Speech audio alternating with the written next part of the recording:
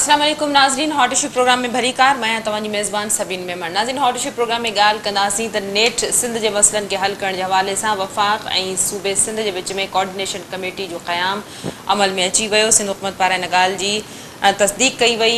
वफ़ाक़ी वज़ीर असद उमर पारां पिणु इन ॻाल्हि जी तस्दीक कई वई त सिंध में जेके बुनियादी मसइला आहिनि, जंहिंमें सभ खां अहम मसइलो सिंध जे शहर वासियुनि कराची जे शहर वासियुनि खे पीअण जो साफ़ पाणी मुहैया करणु आहे। उन मसइले खे अवलीन बुनियादनि ते हल कयो वेंदो, ट्रांसपोर्ट जे मसइले खे हल कयो वेंदो, सेवरेज जे मसइले खे हल कयो वेंदो, रोडनि रस्तनि जे मसइलनि खे हल कयो वेंदो। इट मीन्स कि हाणे वफ़ाक़ी ऐं सूबाई हुकूमत इन ॻाल्हि ते मुतफ़िक़ थियूं आहिनि इन कोऑर्डिनेशन कमेटी जे क़याम खां पोइ त पोइ सिंध जे अवाम जा बुनियादी मसइला जेके आहिनि उहे अवलियत जी बुनियाद ते हल कया वञनि। हिकु पासे इन कोऑर्डिनेशन कमेटी जो क़याम आहे त ॿिए पासे असां गुज़िरियल महीने ॾेढ खां वारी जेका सूरत हाल सियासी हवाले सां हलंदी पई अचे वफ़ाक़ ऐं सूबनि जे विच में, त सख़्ती सां इन ॻाल्हि जी तरदीद कई वई त इन तरह जी कंहिं बि कमेटी जो क़याम वजूद में न पियो अचे ऐं न ई सूबो सिंध या सिंध जी गवर्नमेंट पंहिंजा आइनी इख्तियार वफ़ाक़ी हुकूमत खे ॾींदी या आइन में इन तरह जी का बि गुंजाइश कोन्हे। पर उन बावजूदि इन ॻाल्हि ते इतफ़ाक़ थी चुको आहे त सिंध में तरक़ी जे मनसूबनि जे हवाले सां या ॿियनि मामलनि जे हवाले सां वफ़ाक़ ऐं सूबो गॾिजी कमु कंदा, इन जी मॉनिटरिंग थींदी ऐं को बि चेयरमैन इन कमेटी जो जेको न हूंदो, इन जा जेके बि मामला हूंदा उहो वफ़ाक़ी सूबाई हुकूमत गॾिजी ॾिसंदियूं। इन ते तमामु घणी तनक़ीद कई पई वञे, तमामु घणो एहतजाज पिणु कयो पियो वञे। पीपुल्स पार्टी तोड़े जो इन जी वज़ाहत ॾियण में पूरी आहे, पर उन बावजूदि कुझु ख़दशा ज़रूरु आहिनि जेके मुख़्तलिफ़ पार्टियुनि पारां पिणु उन्हनि जो इज़हार कयो पियो वञे। इन ई हवाले सां अॼोके प्रोग्राम खे असां तरतीब ॾिनो आहे। इन वक़्तु इन ई मौज़ू ते ॻाल्हाइण जे लाइ असांखे जॉइन कयो आहे डॉक्टर उसामा रज़ी, नायब अमीर आहिनि जमात इस्लामी पाकिस्तान जा। डॉक्टर उसामा, बहुत शुक्रिया, आपने अपना मौक़िफ़ देने के लिए प्रोग्राम में ज्वाइन किया। डॉक्टर साहब बताइएगा क्या कहेंगे कोऑर्डिनेशन कमेटी के क़याम के हवाले से, जिसमें 6 रुकनी ये कमेटी बनी है और तस्दीक कर दी गई है वफाक और सूबे की जानिब से। देखिए, ये जो इसमें जो कोऑर्डिनेशन कमेटी में जो पार्टीज शामिल हैं वो तीनों पार्टीज इक़्तिदार में एक तवील अरसे से मौजूद हैं जी। और मसला ये नहीं था कि इनके पास इख्तियारात नहीं है, इक़्तिदार नहीं है, वसाइल नहीं है। ये सारी चीज़ें इनके पास मौजूद थीं, लेकिन इन्होंने अपने करप्शन और नाअहली की बुनियाद पर, और इनको चूंकि इस यहाँ के अवाम से, यहाँ का जो हुक्मरान तबका है उसको यहाँ के अवाम से कोई गरज नहीं है, उसके साथ उसका कोई ताल्लुक नहीं है, उसके साथ उसकी कोई उनसियत, कोई कमिटमेंट, कोई मोहब्बत नहीं है, ये मुखलिस लोग नहीं है। लिहाजा इस तरह के लोगों का करप्ट जमा corrupt is equal to corrupt और नालायक जमा नालायक इज इक्वल टू नालायक। तो ये जो गठजोड़ है, ये अगर किसी के दबाव पर है तो भी इसका नतीजा वही निकलना है, अगर ये किसी खेल का नतीजा है तो भी इसका नतीजा वही निकलना है। सिंध के अवाम, इस खित्ते के रहने वाले अवाम की जिंदगी अजाब हो चुकी है। सिर्फ शहरी लोगों की बात नहीं है, देही लोगों की जिंदगियां ज्यादा अजाब में है। और शहरी लोग चूंकि बोलते हैं, उनकी आवाज सुनी जाती है, वो शहर में होते हैं तो उनकी गूंज पूरे मुल्क में सुनी जाती है, तो पता चलता है कि वहाँ के हालात बदतरीन हो चुके हैं। कराची इस सिंध का शहर है और दुनिया के चंद बड़े शहरों में से एक शहर है, लेकिन आप तसव्वुर कर सकती हैं कि एक ऐसे शहर में लोगों के पास पीने का पानी नहीं है। इतना बड़ा दुनिया का एक मेगा सिटी है और दुनिया का कोई ऐसा मेगा सिटी है जिसका कोई ट्रांसपोर्ट का निजाम नहीं हो। रजी साहब, मैं कता कलामी की माफी चाहती हूँ। रजी साहब माफ कीजिएगा, आपकी बात काट रही हूँ, लेकिन इस कमेटी ने यकीन तो यही दिलाया है ना कि पानी का मसला अवलीन बुनियादों पे हल किया जाएगा, ट्रांसपोर्ट का मसला हल किया जाएगा, सेवरेज का मसला हल किया जाएगा, जो कहीं से रोड खराब है वो असद उमर साहब की वो जी।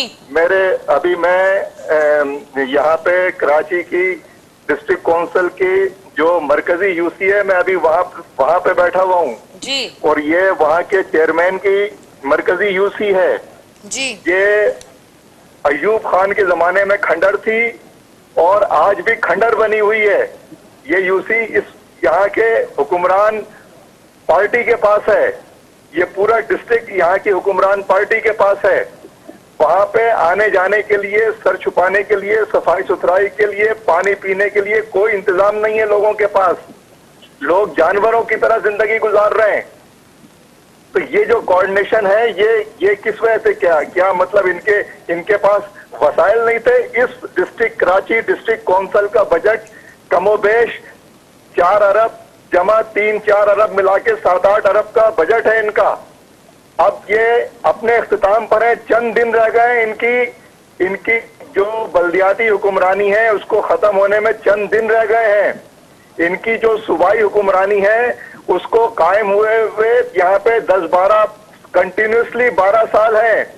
اور یہاں پہ جو وفاقی حکومت ہے انہوں نے, آپ کو یہ بات یاد ہوگی, انہوں نے وعدہ کیا تھا کہ سب سے پہلے کراچی کے مسائل حل کریں گے, لیکن ان تینوں نے ان میں سے کسی نے کچھ بھی نہیں کیا. لوٹ مار ضرور کیے. اور میں یہ بات کہہ دوں کہ اگر وفاق یہ کام کر رہے ہیں تو وفاق کو سب سے پہلے اپنی ٹیم درست کرنے کی ضرورت ہے. عمران خان صاحب نے کراچی کے تمام نالائقوں کو ایم این اے اور ایم پی اے بنا دیا ہے. اس طبقے کو ایم این اے اور ایم پی اے بنا دیا ہے جس کو کراچی کے بارے میں کچھ بھی نہیں پتا, جن کو کراچی کی آبادیوں کا, کراچی کے لوگوں کے مزاج کا, کراچی کے در و دیوار کا, یہاں کی گلیوں کوچوں کا کچھ ان کو اندازہ ہی نہیں ہے. انہیں اگر آپ چھوڑ دیں سڑک کے اوپر تو وہ واپس اپنے گھر نہیں پہنچ سکتے. آپ سمجھ رہے ہیں کہ کمیٹی بنانے سے جو ہے مسئلے حل ہو جائیں گے؟ تو یہ رضی صاحب کمیٹی تو بڑے اسپرٹ سے بنائی گئی ہے, کوئی نہیں ہو سکتی. جی رضی صاحب کمیٹی تو بڑے اسپرٹ سے بنائی گئی ہے, یقین دہانی کرائی گئی ہے, تو کیا عوام یقین رکھے کہ واقعی اب ان سے ریلیٹڈ جو بھی پرابلمز ہیں, مسائل ہیں, وہ دیکھیے میں آپ کو ایک بات بتاؤں, حالات بڑے سنگین ہوتے جا رہے ہیں. عوام لا تعلق ہو گئے ہیں ان لوگوں کی ان تمام تر ایکٹیویٹیز سے. امید تو اس سے ہوگی جس کے ساتھ کوئی تعلق ہو, جس سے کوئی انسیت ہو, جس کے ساتھ کوئی کمیونیکیشن ہو. ان میں سے کسی M an A M P اے کا نام نہیں جانتے کراچی والے, ان سے امید کیا لگائیں گے؟ ان کے اوپر تو یہ اپنی بستیوں میں آ نہیں سکتے. اس وقت حالات اتنے خراب ہیں. یہ M an A M P اے کہیں جا نہیں سکتے ہیں, لوگ ان کا گریبان پکڑ لیں گے. رضی صاحب مجھے جماعت اسلامی کا موقف بتا دیں. کمیٹی کے عمل میں آنے کے بعد مجھے جماعت اسلامی کا جو اب موقف ہوگا مجھے وہ ذرا کلیئر کر دیں. ہم سمجھتے ہیں کہ یہ ایک تماشا ہے, نالائق جمع نالائقوں کا ایک اکٹھ ہے, لٹیرے جمع لٹیروں کا ایک گٹھ جوڑ ہے. اور اس گٹھ جوڑ سے نہ پہلے کوئی نتیجہ نکلا تھا نہ اب کوئی نتیجہ نکلے گا. یہ وہ شے ہے کہ جو نہ لیپنے کی ہے نہ پوتنے کی ہے. اس شہر کراچی میں واحد جماعت اسلامی ہے جس نے یہاں کی سیلابی صورتحال میں کام کیا, جس نے کورونا کے اس پوری پینڈیمک سچویشن کے اندر کلیدی کردار ادا کیا, جس نے اس سے پہلے یہاں پہ جتنی صورتحال اور حالات خراب رہے ہیں جماعت اسلامی نے بغیر کسی وسائل کے کام کر کے دکھایا ہے. لہذا یہ ابھی بھی کام نہیں کریں گے, اور ہم سمجھتے ہیں کہ اب ان کے مسترد ہونے کا وقت آ گیا ہے, عوام کو جواب دہ ہونے کا وقت آیا ہے. تو یہ ایک تماشا کیا جا رہا ہے, اور تماشوں سے حالات نہیں بدلتے, چور توڑ سے حالات نہیں بدلتے. اور ہم اس سے ذرہ برابر بھی 1% بھی امید نہیں رکھتے ہیں.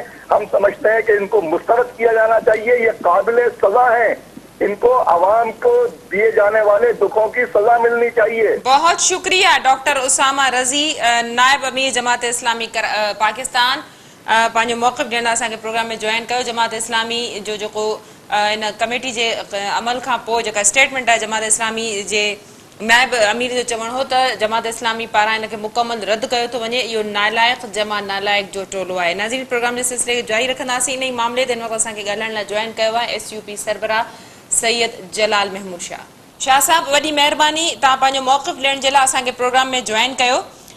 شاہ صاحب چھا چوندو سندھ کے مسئلن کے حل کرنے کے حوالے سے, سندھ کے شہرن کے مسئلن کے حل کرنے کے حوالے سے کوآرڈینیشن کمیٹی جو قیام تھو ہے, پیپلز پارٹی ان گال کا انکار کندی رہی.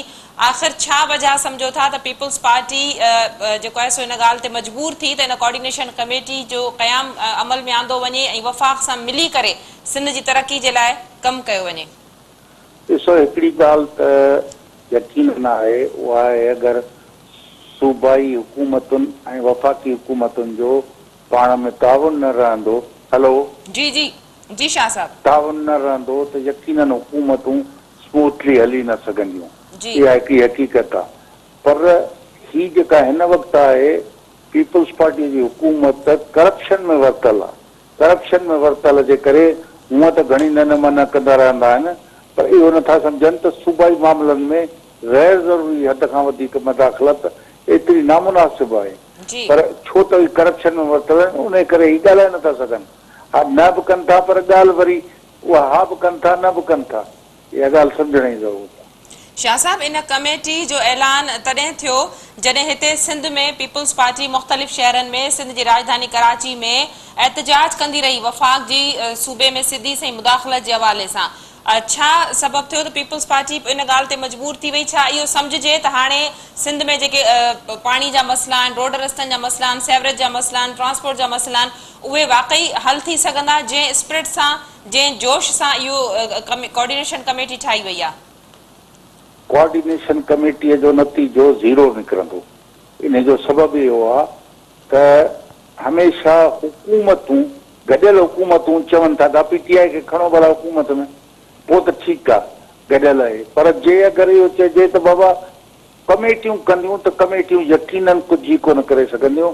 अॻियां हली मुल्की कारोबार वधीक मुतासिर थींदो, वधीक ख़राबु थींदो। ऐं ही करप्शन पंहिंजे खां मुड़ण जे लाइ तयारी न आहिनि, त करप्शन बि कोन छॾींदा ऐं कमेटियुनि सां बलाईंदा। इन जो मतिलबु आहे त करप्शन में शराकतदार करणु चाहिनि था, हुकूमत में शराकतदार नथा चाहिनि। शाह साहब, PTI जो त हमेशह इहो ई बयानु रहियो आहे त न करप्शन कबी न करणु ॾिबी, ऐं इन जो जेको वज़ाहत ॾिनी पई वञे वफ़ाक़ी हुकूमत जे तरफ़ां, उहा इहा ॾिनी पई वञे त जेके बि तरक़ियाती मनसूबा शुरू थींदा या जिन मसइलनि खे हल करण तरफ़ वेंदी इहा कमेटी, उन्हनि जी चेक एंड बैलेंस उन्हनि जो रखियो वेंदो, उन्हनि जी सरपरस्ती वफ़ाक़ी हुकूमत या हीअ कमेटी कंदी। त तव्हां सम्झो था त करप्शन जो वधीक मौक़ो मिली सघंदो? ऐं इन ॻाल्हि खे न विसारिजे त MQM पाकिस्तान बि इन में इत्तेहादी आहे। यादि रहे त हिन वक़्त ताईं हुकूमत कंहिं कई आहे? या पीपल्स पार्टी कई आहे, या मुस्लिम लीग कई आहे, या MQM हुकूमत कई आहे। त सिंध जो जेको ही हाल कयो आहे, इन्हनि टिनी जमायतुनि कयो आहे। जे अगरि उन्हनि में हींअर 2 जमायतूं अगरि उन में शामिल थियनि थियूं त पोइ पुछियो वञे त इहो बाबा इहो कंहिं हाल कयो आहे? हिन वक़्तु जेको चयो थो वञे त कराची ख़राबु आहे, कराची कोन्हे, सॼी कराचीअ खां कश्मीर ताईं तमामु शहर जेके टाउन कमेटीअ जी बि शिकिल में उहे गंदगीअ जो ढेर आहिनि। इहो कंहिं बनायो आहे? पीपल्स पार्टीअ जे करप्शन बनायो आहे ऐं MQM जे करप्शन बनायो आहे।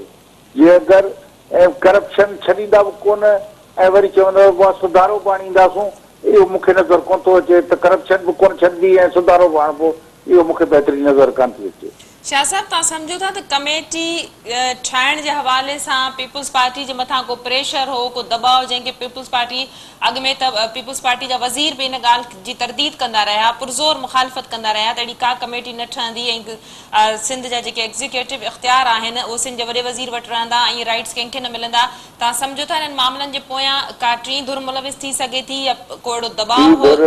टी धुर मुलविस बि थी सघे थी, दबाव बि थी सघे थो।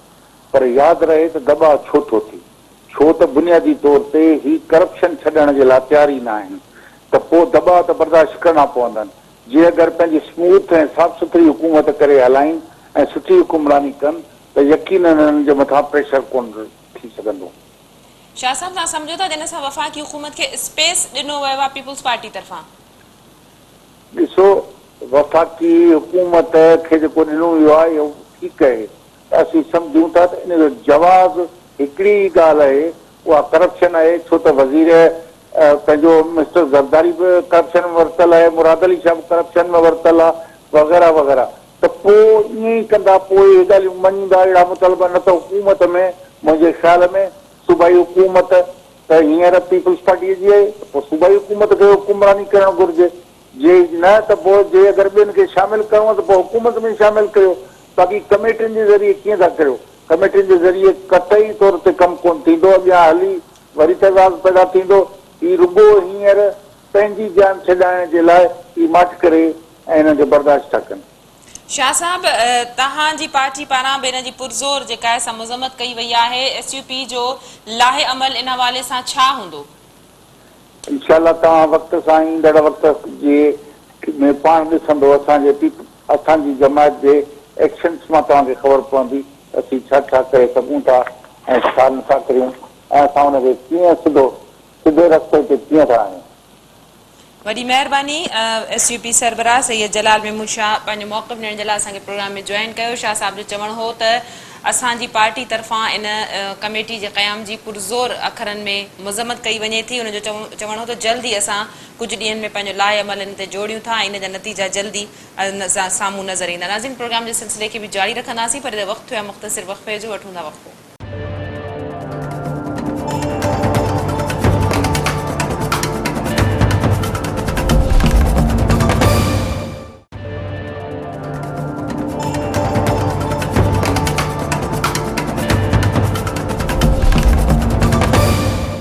वेलकम बैक नाज़रीन, प्रोग्राम के सिलसिले के अॻिते वधाईंदासीं। इन वक़्तु असांखे नई मामले ते तर्जुमो ॾियण लाइ ज्वाइन कयो आहे सीनियर तर्जुमे निगार अवैस तोहिद साहब। अवैस साहब, वेलकम कहती हूँ, आपने प्रोग्राम में ज्वाइन किया।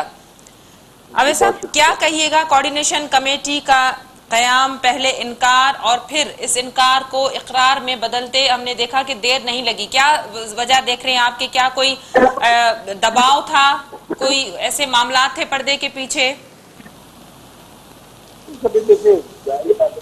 जमाते जो है तहरीक इंसाफ हो, चाहे वो MKM पाकिस्तान हो या पाकिस्तान पीपल्स पार्टी, इनके दरमियान बहुत ज़्यादा इख्तलाफात हैं। और ख़ास तौर पे MKM जो है, आप देखेंगे दिल का हाल तो अल्लाह जानता है, लेकिन नियत में अगर फतूर है तो ये कैसे कामयाब होगा? ये पूरा जो बेड़ा इन्होंने सर पे उठाया है, जिस रोज़ मुलाकात हो रही है, इजलास हो रहा है, उस रोज़ मेयर जो वसीम अख्तर है वो इजलास में शिरकत कर रहे हैं। आमिर खान जो है वो एक नया शोशा छोड़ रहे हैं कि जी सूबे की तकसीम होनी चाहिए, कराची को सूबा बनना चाहिए, जबकि पता है कि हसास मामला है। कराची जो है वो सिंध की शहरग है और ये कभी भी सिंध के वासियों को ये काबिल कबूल नहीं होगी बात, लेकिन उन्होंने ये शोशा उसको छोड़ा। फिर आप देखिए कि जो तहरीक इंसाफ है, उनके फिरदौस शमीम नकवी साहब जो हैं, उन्होंने ये कहा कि जी अगर सीधी उंगली से नहीं मामला तय होता तो फिर टेढ़ी उंगली कर भी हो सकती है। तो कहने का मकसद ये है कि फिर आप पाकिस्तान पीपल्स पार्टी को देख लीजिए कि उन्होंने कहा कि जी ठीक है, अब हम शिमारी की जो डिस्ट्रिक्ट है वो अलग बना देते हैं। तो कहने का मकसद ये है कि कराची के जो मसाइल हैं और उसके जो लोग हैं रहने वाले, वो सिर्फ उर्दू बोलने वाले नहीं हैं। वहाँ पे सिंधी हैं, पंजाबी हैं, हज़ारा के लोग हैं, पश्तून लोग हैं, उन सब के मसाइल की किस्मत जो है वो सियासी चक्की में है। और ये जो हाथ मिलाना, गले मिलना, अगर ये अपनी खुशी से कर रहे होते तो फिर तो बात समझ में आती। ये तो लगता है कि हाथ भी किसी और ने मिलवाया है, गले भी किसी और ने मिलवाया है, और नियत भी इतना फतूर कि एक दूसरे के इख्तलाफात फौरनी सामने आ रहे हैं। तो मैं समझता हूँ कि अगर एक बहुत भाई तबाहकुन बारिश हो गई तो ये कोऑर्डिनेशन कमेटी की जो कोऑर्डिनेशन है वो कहीं उस पानी की जो लहरें हैं उससे जो तबाही कराची में आएगी उसमें ये बहने का खतरा है। और मुझे लगता है कि ये सारी जो एफर्ट्स हैं और जो सारी सियासी रस्साकशी है वो लोकल बॉडीज के इलेक्शन से पहले हो रही है। MKM पाकिस्तान जो है उसको पता है कि 28 अगस्त को उनका मेयर जो है वो रुखसत हो रहे हैं, वसीम अख्तर, और तहरीक इंसाफ समझती है कि इस वक्त MKM कमजोर है और लोकल बॉडीज इलेक्शन में अगर कोई व्हीलिंग डीलिंग हुई और कोई बातचीत हुई तो MKM पाकिस्तान जिसे सिक्योरिटी एस्टैब्लिशमेंट और पोलिटिकल एस्टैब्लिशमेंट की छतरी की जरूरत है, जो माइनस अल्ताफ हुसैन के बाद जिस तरह हिस्से बखरे हुए हैं MKM के, तो वो नहीं छोड़ना चाहते। जारी बात है कि ना तहरीक इंसाफ की हुकूमत को छोड़ना चाहते हैं, वो इक़्तिदार का मजा भी लेना चाहते हैं और वो अपोजिशन के जो चस्के हैं वो भी उठाना चाहते हैं। और अब जो मेयर की जो रस्साकशी होगी उसके अंदर PTI समझती है कि उनको एक अच्छा चांस है कि वो कराची का अपना मेयर कर ले। इसी तरह पीपल्स पार्टी है, वही समझती है कि अगर वो local bodies election, local bodies जो सिस्टम है, अगर उसको इम्पावर कर देंगे, सारे इख्तियारात दे देंगे, तो फिर कहीं कराची उनसे खो ना जाए। तो इसी वजह से वो नारे वो लगाते थे जो हमारी धरती के जो कौम परस्त हैं वो कई दहाइयों से लगा रहे हैं। तो पीपल्स पार्टी की भी नियत देखनी है कि क्या इनके मुल्कों में वही सदाकत है या वही सच्चाई है जो सिंध के बाकी रहने वाले जो हैं असल में उनके दिलों की धड़कन की तर्जुमानी सही करेंगे या फिर इससे सियासी फायदा उठाएंगे। काम इन्हें कराची में भी करना है और पूरे सिंध में करना है।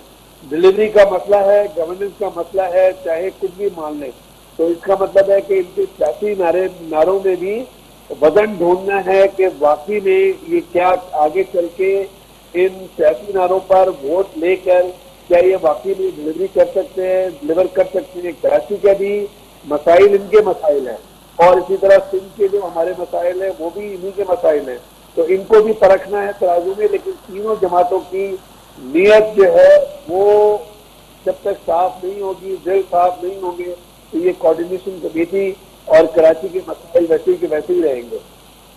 आवेद साहब, आपने दुरुस्त फरमाया, आगे बल्दियाती इंतखाबात हैं तो इन तीनों MQM पाकिस्तान के बयानियों को तो एक तरफ रख दें, उसके लिए तो वफाकी हुकूमत खुद कह रही है, PTI बैठ भी रहे हैं साथ और कह रहे हैं कि हम सिंध की जो है वो विरासत नहीं होने देंगे, ये PTI कह रही है। लेकिन उनका ये भी कहना है कि MQM पाकिस्तान का जो बयानिया है उनसे हमारा ताल्लुक नहीं है, वो एक अलग जमात की हैसियत से अपना अलग नजरिया रखती है। तो आपने नीयत की बात की, तो आप समझ रहे हैं कि बंदर बांट वाला मामला है कि जहां तुम्हारे हैं वहां तुम ले लो, जहां मेरे हैं वहां मेरा काम हो जाएगा। देखिए, जाहिर बात है कि इस वक्त जो सबके दिल में दर्द जागा है कराची का, वो तो यही है, लग यही रहा है कि लोकल बॉडीज इलेक्शन अब कुछ महीने के बाद है जी, और उसी के अंदर ये बंदरबाज करना चाहते हैं। और कराची जिसे ये माशी शहर कहते हैं, जिसे जो है जो सिंध के 90% रेवेन्यूज वहाँ से जनरेट होते हैं, पाकिस्तान के 65 से 70% वहाँ से रेवेन्यू जनरेट होते हैं। अगर कराची को उनको ATM मशीन की तरह ट्रीट करना है जी, तो देखिए ATM मशीन की भी देखभाल की जरूरत है, वरना उसमें से नोट निकलना बंद हो जाएंगे। तो ये जो माफिया से छुटकारा है कराची के, चाहे वो वाटर टैंकर माफिया हो, चाहे वो लैंड माफिया हो, चाहे वो हेल्थ के अंदर माफिया हो, ये माफिया का छुटकारा उस वक्त हासिल हो सकता है जब एम्पावर्ड लोकल गवर्नमेंट सिस्टम हो और वो नेक नियति से लोकल गवर्नमेंट सिस्टम जो है वहां पर डिलीवर करे। तीन बड़े मसाइल हैं कराची के, एक है गवर्नेंस का मसला, एक है सियासी मसला और तीसरा है लॉ एंड ऑर्डर का मसला। माजी के अंदर हमारी जो सिक्योरिटी एस्टैब्लिशमेंट थी, हमारी जो सिक्योरिटी फोर्सेस थी, उनको MQM पर भरोसा नहीं था, एतमाद नहीं था। चले अब एतमाद का फुकदान अब तो खत्म हो जाना चाहिए। अब आप जो है उन पे नजरें भी रखें, उनकी मुबैना जो कार्रवाइयां हैं उस पर भी नजर रखें और साथ साथ में आप एम्पावर्ड लोकल गवर्नमेंट सिस्टम करें। जो वहाँ का मुंतखब नुमाइंदे हैं उनको कराची का फैसले करने दें, ये उसके बगैर होगा नहीं। चाहे वो न्यूयॉर्क हो, चाहे मुंबई हो, चाहे दिल्ली हो, कोई भी दुनिया का बड़ा शहर देख ले, उसके अंदर इस तरह नहीं होता कि 4 डिस्ट्रिक्ट किसी के पास हैं, 10 डिस्ट्रिक्ट किसी के पास हैं। सिंध गवर्नमेंट जो है वो वेस्ट बोर्ड मैनेजमेंट भी कर रही है, फिर उसके बाद कचरा उठाने का काम सिंध गवर्नमेंट का नहीं है, ये तो लोकल गवर्नमेंट का काम। तो मैंने कहने का मकसद ये है कि इतनी खिचड़ी बनाई हुई है इस शहर के अंदर और उसी में फिर सियासी स्लोगन लगाते हैं, MQM वाले उससे सियासी फायदा उठाते हैं, फिर पाकिस्तान पीपल्स पार्टी उसमें अपना सियासी फायदा देखती है और अब तहरीक इंसाफ एक नई जमात आ गई है। जाहिर बात है कि वो समझते हैं कि खिला है कराची के अंदर, उसको पुर करने के लिए। तो अब जब तक इनके दिल साफ नहीं होंगे, जब तक इनकी नीयत साफ नहीं होगी, जब तक सिस्टम 247 यूनियन काउंसिल हैं, 1000 से ज्यादा वार्ड हैं शहर के अंदर। इस शहर के अंदर वैसोई लाड़काना से आया, मोहम्मद हनीफ ओकाड़ा से आया, वसतुल्लाह रहीम यार खान से आया, नाम अहमद शाह जो प्रेसिडेंट के वो हजारा के ताल्लुक है। तो ये सिर्फ उर्दू बोलने वालों को शहर नहीं है। तो ये समझना चाहिए सारे इदारों को, सारी हुकूमतों को कि ये मामला है सिंध के दारुल हुकूमत कराची का, जिसके हक सिंध के बासियों का है और ना उसका बंटवारा तस्लीम किया जा सकता है, लेकिन वहां पर एक निजाम ऐसा इन प्लेस रखा जाए जिससे सिंध के बासियों को भी फायदा हो और मुल्क को भी फायदा हो। अवैध साहब, एजेंडा जो इसका कोऑर्डिनेशन कमेटी का रखा गया है वो अवामी मसाइल ही रखे गए जिनका जिक्र किया गया, पानी है, सेवरेज है, ट्रांसपोर्ट के मसाइल हैं, ان کو اولین بنیادوں پر حل کیا جائے گا. لیکن آپ کی بات بالکل درست ہے کہ ان کے دلوں میں کیا ہے, اگر نیت ہے, لیکن ابھی تو پاور بھی ہے, گورنمنٹ میں بھی ہے, تو آپ سمجھتے ہیں کہ کرٹیسائز تو سندھ گورنمنٹ کو ہی زیادہ کیا گیا. یقیناً سندھ گورنمنٹ کی نااہلی ہے, اسے ہم جو ہے وہ ڈینائی نہیں کر سکتے, لیکن عوام کو کیا فائدہ ہوگا؟ کیونکہ تحفظات بھی بہت زیادہ اس پہ جو ہے وہ ظاہر کیے جا رہے ہیں, مختلف پارٹیوں کے اپنے جو ہے اس پہ ریئیکشن آ گئے ہیں, عوامی ریئیکشن آپ نے دیکھا ہوگا سوشل میڈیا پہ. عوام کا کیا اس پہ نقصان, عوام کو کیا نقصان یا فائدہ ہو سکتا ہے؟ دیکھیے عوام تو نقصان ہی نقصان میں ہے نا. پانی کا ذکر کر رہے ہیں, پانی جن کو بانٹنا ہوتا ہے, پانی جن کو تقسیم کرنا ہوتا ہے, وہی اگر پانی فروخت کر رہے ہوں جی انہی ٹینکر پہ نرخ لگے ہوں. بہت سالوں پہلے کی بات ہے, میں نے کام کیا تھا اس پہ, پتہ نہیں میں کسی باہر کے پیپر کے لیے کام کرتا, وال اسٹریٹ جرنل یا کسی اور اخبار کے لیے میں کام کرتا. اس میں یہ تھا کہ 80 کروڑ کا تو پانی ہے صرف مہینے کا, جو انلیگل طور پہ جو پانی ہے. تو آپ اندازہ لگائیے کہ شہر میں پیسہ کتنا ہے. جی یعنی کہ ٹرانسپورٹ نہ اس شہر کے اندر لو ہاؤسنگ اسکیم کوئی ہوئی ہے کئی دہائیوں سے, نہ یہاں پہ ٹرانسپورٹ سسٹم کوئی ان پلیس ہے, نہ سرکولر ریلوے ہے. اب یہ ہم سن کے جوانی سے ادھیڑ عمر ہو گئے ہیں, اور وہ ابھی تک وہی مسئلے ہیں کہ جی ہم سرکولر ریلوے بھی کریں گے, ہم نالوں کی صفائی بھی کریں گے. ارے بھائی نالوں پہ چائنا کٹنگ آپ نے کرائی, نالوں پہ تجاوزات آپ نے کیے, آپ نے لینڈ مافیا سے ملا کے لاکھوں ایکڑ زمین جو ہے آپ نے بزنس ٹائکونز کو دی, چاہے وہ ملیر کے اندر ہو چاہے وہ ہائی وے پر ہو. تو یہ کس کی زمین ہے, کون اس کے اندر انوالو ہے؟ میں سمجھتا ہوں کہ ماضی میں جنہوں نے لوٹ کھسوٹ کی ہے ان کا بھی احتساب ہونا چاہیے, اور ساتھ میں آگے جب تک سسٹم ان پلیس نہیں ہوگا, جب تک سسٹم نہیں رکھیں گے یہ, اس وقت تک یہ معاملہ کسی طرح سیاست کی نظر ہوگا, اور عوام کے جو مسائل ہیں وہ سیاسی چکی میں پسے جائیں گے, اور ہم اور آپ جو ہے اس کا رونا ہم ٹی وی چینلز پہ کرتے رہیں گے. اویس صاحب آخری سوال آپ سے کہ پیپلز پارٹی پہ بڑی انگلیاں اٹھ رہی ہیں. آپ نے دیکھا ہوگا کہ پیپلز پارٹی کی جو پرزور مخالفت تھی وزیر اعلیٰ سندھ سے لے کر ان کے وزراء تک, ان کے مشیران تک, تو ان کا موقف یکسر جو ہے وہ تبدیل ہو گیا. پہلے ایک میز پر بیٹھنے کو تیار نہیں تھی, اب ایک ساتھ بیٹھ کر کام کرنا پڑے گا ان کو. تو اس حوالے سے آپ کیا کہیں گے؟ سندھ میں پیپلز پارٹی کی جو ویسے ہی وہ تو 12 سالہ کارکردگی سب کے سامنے, لیکن اس کے باوجود پیپلز پارٹی یہ کہتی رہی ہے کہ عوام ہمیں پسند کرتی ہے, اسی لیے ہمیں ووٹ ملتے رہے ہیں.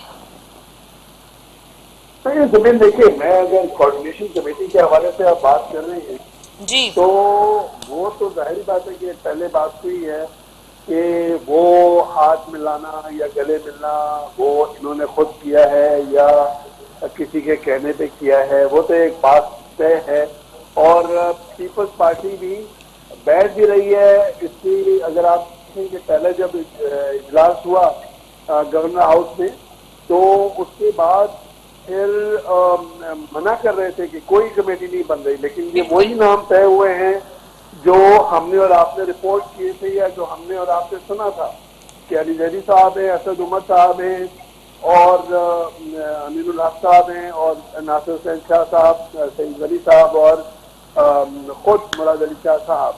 پھر اس کے بعد آپ دیکھ لیں کہ وہی نام پھر بعد میں یہ کنفرم ہو گئے. تو میں سمجھتا ہوں سبین کے یہ جو معاملہ ہے یہ سیاست کی نظر کرنا چاہتے ہیں, اور سیاست کی نظر ہوئے گا تو پھر تو معاملہ وہیں کا وہیں ہو جائے گا. اور اس سے بھی پیپلز پارٹی جہاں پہ بیٹھ رہی اجلاس میں بیٹھ رہی ہے اور وہیں پر جو ہے وہ احتجاج بھی کر رہی ہے.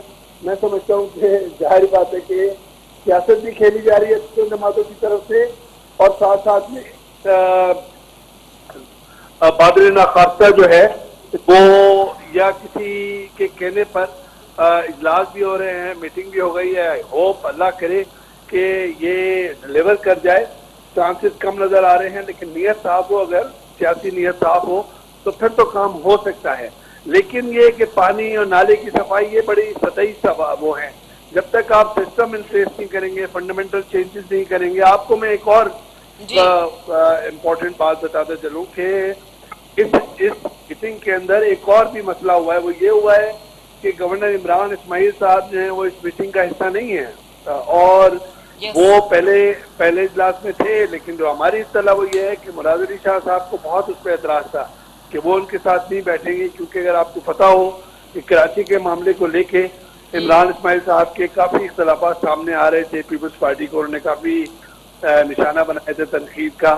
तो फिर बाद में ये बात तय हुई थी कि इमरान इस्माइल साहब जो हैं वो नहीं हों। इमरान इस्माइल साहब तो हमारी तला है वो इस्तांबुल में छुट्टियों पर हैं टर्की के अंदर उस इजलास के बाद, और वो इसका हिस्सा नहीं है इस कमेटी का। तो इख्तलाफात भी मौजूद हैं और आगे भी मामला को ले जाना चाहते हैं, लेकिन फिर वही बात कि सियासी नीयत और दूसरी बात ये कि जब तक कराची का निज़ाम नहीं ये बदलेंगे और इख्तियारात पूरे नहीं होंगे उस वक्त तक फिर ये सियासी तस्वीर में ये सियासी खेल चलता रहेगा। बहुत शुक्रिया अवैस तौहीद साहब, आपने अपना मौक़िफ़ देने के लिए हमें प्रोग्राम में ज्वाइन किया। नाज़रीन, सीनियर तर्ज़निगार अवैस तौहीद सां गॾु उन्हनि जो चवणु हो त इहो मामिलो सियासत जे जेकॾहिं वर चढ़ी वियो त अञा वधीक नुक़सानु थींदो। कोऑर्डिनेशन कमेटी जे हवाले सां उन्हनि जो चवणु हो त अलाह करे कमेटी डिलीवर करे सघे जेको बज़ाहिर असांखे नथो लॻे। प्रोग्राम जे सिलसिले खे जारी रखंदासीं। वक़्तु आहे मुख़्तसिर वक़फ़े जो, वठूं था वक़्फ़ो।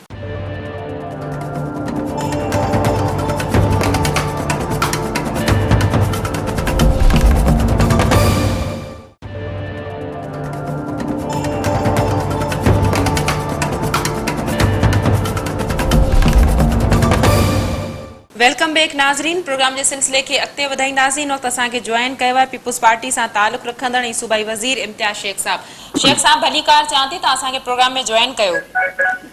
तव्हांजी महिरबानी शेख साहब इहो ॿुधायो त कोऑर्डिनेशन कमेटी जे हवाले सां तमामु घणा तहफ़ुज़ात आहिनि। यकीनन पीपुल्स पार्टी इन खां आगाह हूंदी त पहिरीं इनकार कयो वियो, उन खां पोइ सिंध हुकूमत पारां इन जी तस्दीक कई वई। छा इन कोऑर्डिनेशन कमेटी जे क़याम में पीपुल्स पार्टी ते को प्रेशर, को दबाव हो?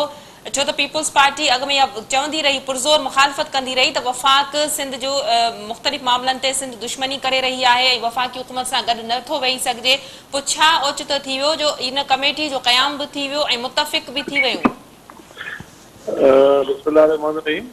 तव्हांखे जीअं ख़बर हुई त असांजो मौक़िफ़ त अञा ताईं साॻियो आहे। वफ़ाक़ जे तरफ़ां असांखे काई बि मदद नथी मिले पई ऐं असांजा पैसा रोकिया विया आहिनि। एनर्जी जे मामले में, बिजली जे मामले में बि सख़्तु ॾुखियाई में आहे सिंध जो अवाम ऐं हुन सां ज़ाती दुश्मनी कई वञे थी पई। बिजली जी सूरत में तहरीक इंसाफ़ सियासत करे पई, पर ही मसइला अहिड़ा थिया हुया जेके मतिलबु हिन में हिकिड़ो कराची जे हवाले सां सुप्रीम कोर्ट में ऐं ॿियनि जायुनि ते इन क़िस्म जी पिटीशनूं दाख़िल थियूं ऐं असांखे मतिलबु जेके तहरीक इंसाफ़ में जेके थोरा समझदार माण्हू हुया उन्हनि बि राब्तो कयो सिंध गवर्नमेंट सां।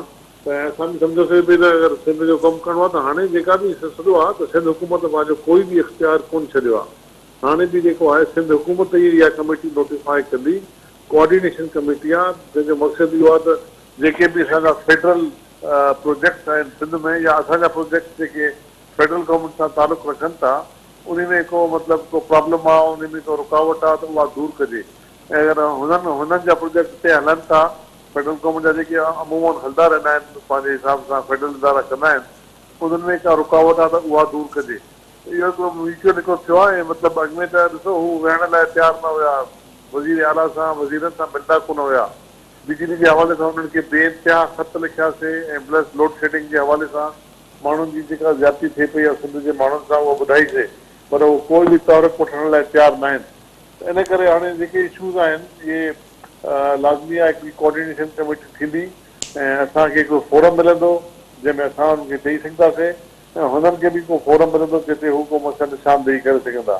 मक़सदु आहे माण्हुनि जी ख़िदमत करणी ऐं अगरि फेडरल गवर्नमेंट उहे बि ॾिसो हमेशह पैसनि जे मामले में, फंड जे मामले में, ॿियनि मामलनि में उन्हनि खे मतिलबु वधीक सरसी आहे त असां हुनखे चवंदा तव्हां मदद कयो, मदद कनि न, मदद हिन महिल त काई न कई अथऊं। पर हाणे हिन बहाने अगरि इहो बि वेन्यू असां आज़माए ॾिसूं था त हुन में ॾिसूं था हुननि में अगरि मदद करण जी दिलि अथनि, नियत ठाही अथऊं त असांखे उमेदु आहे त मदद कंदा। पर ॾिसूं आहे उमेद घटि, पर वरी बि असां पंहिंजी कोशिशि कई आहे। असां जमहूरी पार्टी आहियूं ऐं सिंध जे मफ़ादनि ते कॾहिं बि सौदेबाज़ी कोन थींदी। इहो सिंध जे माण्हू खे बिल्कुलु असां वाज़े अॻ में बि कयो आहे, पार्टी जी तरफ़ां बि, मां पंहिंजी तरफ़ां बि। केरु बि वज़ीर, MP, MNA पाकिस्तान पीपुल्स पार्टी जो इहो कॾहिं न चाहींदो, न कराची जो विरहाङो, न सिंध जो विरहाङो, न कराची के एडमिनिस्ट्रेटिव यूनिट, काई बि शइ अहिड़ी कोन थींदी इंशाअल्लाह। ऐं जीअं सिलसिलो आहे जेको आइनी हक़ असांजा आहिनि उहे असांजा जारी रहंदा ऐं आइनी इख़्तियारात जारी रहंदा।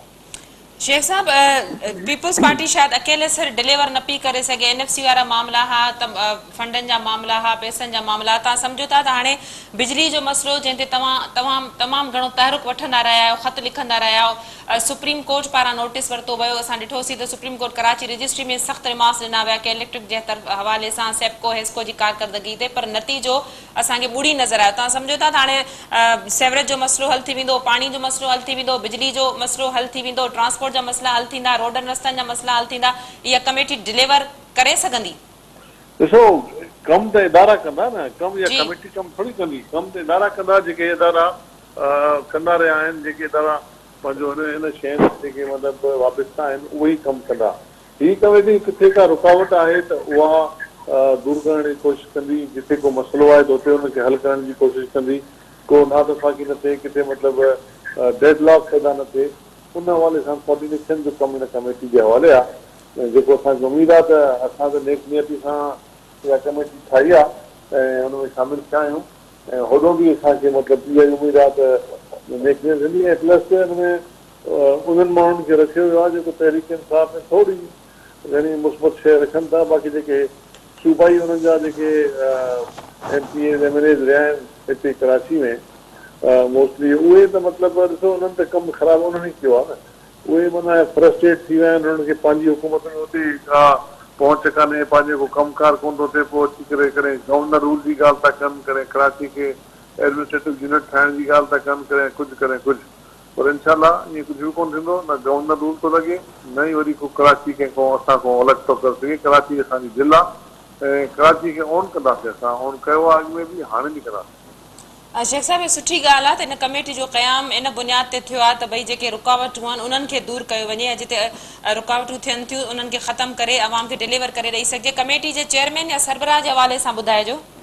ॾिसो, हाणे वज़ीर आला हिते जॾहिं वेठो आहे त वज़ीर आला ई माना हुनजो दफ़्तो धरतो हूंदो ऐं वफ़ाक़ी वज़ीर आहिनि, ऐं गॾिजी करे ॾिसो हाणे मतिलबु असांखे वज़ीर आला जी जेका पोज़ीशन आहे आइन मुताबिक़, कानून मुताबिक़, हुनखे कमेटियुनि जी सरबराही जो आहे, केरु आहे केरु नथो थिए फ़र्क़ु नथो पए, वज़ीर आला ई आहे। ऐं सिंध में इहा कोऑर्डिनेशन कमेटी ठही आहे त पहिरियों रोल त असांजो हूंदो न, पोइ हाणे हुन में वफ़ाक़ी वज़ीर आहिनि, असां हुननि मां सुठी उमेद रखूं था त उहे बि गॾिजी करे कमु कंदा। हाणे इन ते इहा नोटिफिकेशन निकिरंदी, सिंध गवर्नमेंट जी नोटिफिकेशन कढंदी, ऐं पोइ ॾिसो हुन में केरु थो चाहे कंपोज़िशन चाहे, पर इन मसइले ते कोई इशू कान्हे कोई। वॾी महिरबानी इम्तियाज़ शेख साहब, तव्हां पंहिंजो मौक़िफ़ ॾियण जे लाइ असांखे प्रोग्राम में जॉइन कयो। नाज़ीम सूबाई वज़ीर तवानाई पीपल्स पार्टी सां तालुक़ रखंदड़ इम्तियाज़ शेख साहब असां सां गॾु, हुननि जो चवणु हो त कमेटी जो सरबराह या चेयरमैन यकीनन वॾे वज़ीर वटि तमामु घणा सभ खां वधीक इख्तियार आहिनि, पर उन बावजूदि वफ़ाक़ी हुकूमत जो मौक़िफ़ हिन जे बिल्कुलु उतड़ आहे। कमु करण जे हवाले सां हुनजो चवणु हो त कमु इदारनि खे करिणो आहे, इहा कमेटी सिर्फ़ु उन्हनि रुकावटनि खे ख़तमु करण जे हवाले सां अमल में आंदी वई आहे त उन्हनि रुकावटनि खे दूर कयो वञे जिन जे करे अवाम खे डिलीवर नथो थी सघे या जिन जे करे इदारा कमु नथा करे सघनि। तोड़े जो पीपल्स पार्टी कल्ह जंहिं वक़्तु एहतजाज करे रही हुई उन ई वक़्तु इन कमेटी जे क़याम जे हवाले सां ख़बरुनि जी जेका आहे तस्दीक थी, त यकीनन हिकिड़ो वॾो सवालिया निशान आहे, तहफ़ुज़ात आहिनि, उन्हनि खे दूर करण जी ज़रूरत आहे पीपल्स पार्टी खे। इन हवाले सां अॼोके प्रोग्राम खे असां तरतीब ॾिनोसीं, असां कोशिशि कईसीं त तजे निगारनि मुख़्तलिफ़ पार्टियुनि जे सरबराहनि खां उन्हनि जो मौक़िफ़ मालूम करे सघूं ऐं तव्हां ताईं पहुचाए सघूं। अॼोके प्रोग्राम में एतिरो ई, ईंदड़ प्रोग्राम ताईं ॾींदा इजाज़त। अल्लाह।